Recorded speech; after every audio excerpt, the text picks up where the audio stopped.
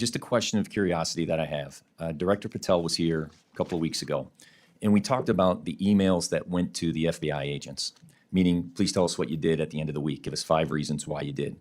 At first, Director Patel said that that didn't exist. Then he specifically said, well, that came from the Department of Justice to the FBI agents, and his words, I told them not to fulfill that obligation. How do you manage that if you give a directive to your director of FBI and he chooses not to fulfill that? And where did that information go?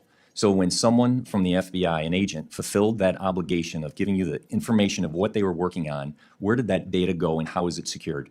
Yeah, and Congressman, I'd be happy to see who answered that, but I asked, when I learned about it, I asked that it be withdrawn, and it was, that email. When you learned about the email going to the FBI agents, you asked them to withdraw it. Who did you ask to have it withdrawn? My entire office, and it was. So it is unknown who sent that email? What happens when public safety funding, cyber warfare threats, and bureaucratic accountability all collide in one hearing is something every American should care about, because this is where quiet decisions can create loud consequences for real communities. Mr. Mrvan. Thank you, Chairman. Thank you, Ranking Member. Attorney General, thank you for joining us today. Our law enforcement officers, first responders, and local safety agencies are the backbone of our communities. In Northwest Indiana, I've worked hard to bring critical federal grant dollars home, funds that directly support the brave men and women who protect us every day. Unfortunately, funding for 2025 has been rescinded, weakening our public safety framework and making our neighborhoods less safe. I firsthand have a positive impact in securing dollars and investments for Gary, Indiana, East Chicago, Lake County, and Michigan City that were force multipliers that were technology such as license plate readers and the COPS grant. I'm asking you today, what can we do to ensure that those funds are going to continue to flow to my district? And in light of the HIDA, I'm in Northwest Indiana, Gary, Indiana. We are a HIDA district where we have the Chicago traffic. That's vitally important to my district. I just need commitments that that funding will continue to be going forward and that our agencies will have that support. Congressman, thank you for bringing that up. I'm well aware of the HIDA. I believe that's in Maryville. Is that correct? You are correct. And yes, that funding will remain where it is. We do not intend on touching that funding. We want to protect HIDA. Very good. So in light of the escalation with Iran, part of our cybersecurity and our infrastructure when it comes to our electric grid, our banking systems, that is a new threat. Does this budget reflect increasing our cybersecurity protections, and how is the Department of Justice going to protect our infrastructure when it comes to bad actors such as Iran coming directly at our infrastructure in a cyber attack? Yeah, we have $50 million for cybersecurity, and also in the one big With an M, 50 million? 50 million, Okay. yeah, but also in the one big beautiful bill, it is also addressed to give us more resources. And you know, it's not only Can I Iran, ask- as you well know, it's China as well. But Right. yes, I wholeheartedly agree with you. In the Congress. reconciliation, tomato, in the reconciliation bill, can you tell me what more resources are going to go towards cybersecurity? Because I was under the impression that was decreased.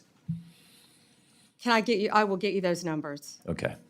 Yes. I want to do everything I can to help you protect cybersecurity, all of us in this country, not only again with Iran, but also with China and all of our foreign adversaries around the world. Okay. And then just a question of curiosity that I have.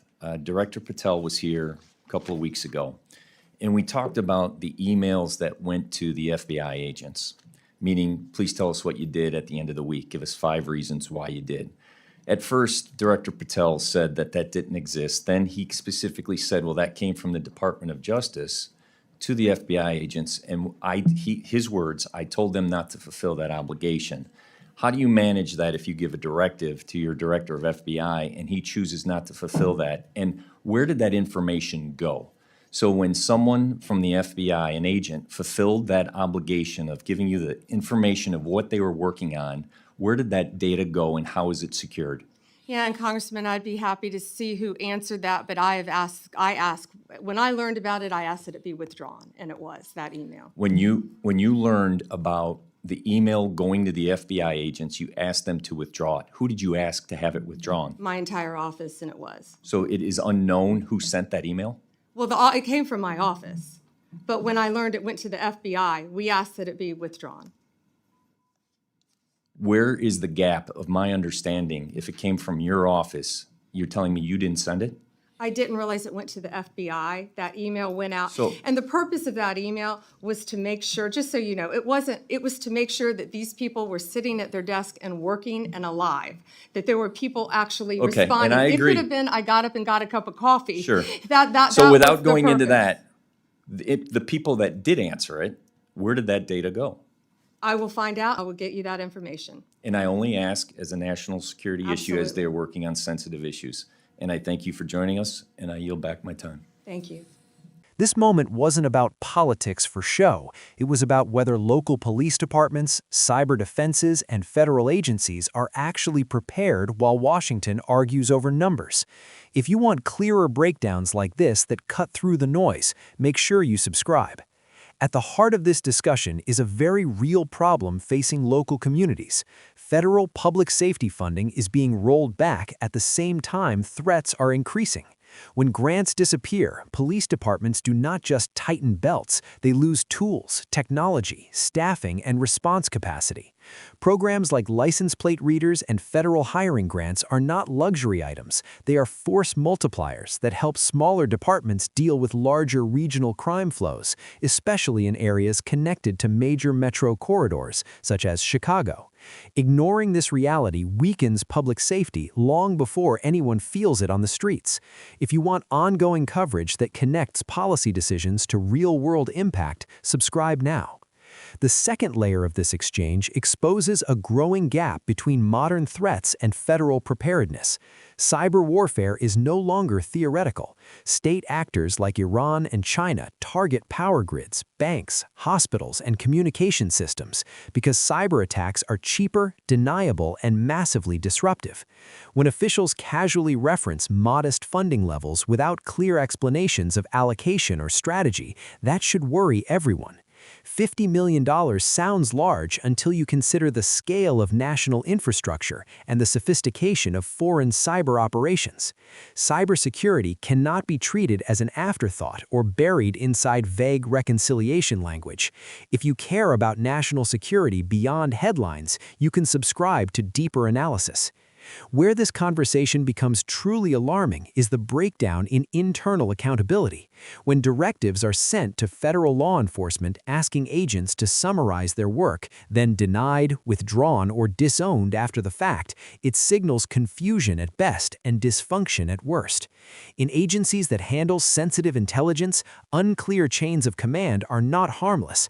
Data collection, storage, and access must be tightly controlled, especially when agents work on classified or national security matters. If leadership cannot clearly explain who issued an instruction, why it was sent, or where the collected information went, that is not a minor clerical issue, it is a governance failure. For more scrutiny of how power is actually exercised behind closed doors, subscribe. My view is simple. This hearing revealed a federal system stretched thin, reactive instead of proactive, and too comfortable giving assurances without details. Local communities are being asked to trust that funding will continue, cyber threats will be handled, and internal controls are secure, while officials promise to get answers later. Trust is not built on future explanations. It is built on transparency, consistency, and preparation before crises hit. Until those standards are met, skepticism is not partisan, it is responsible citizenship. If you value clear-eyed analysis without spin, subscribe and stay informed.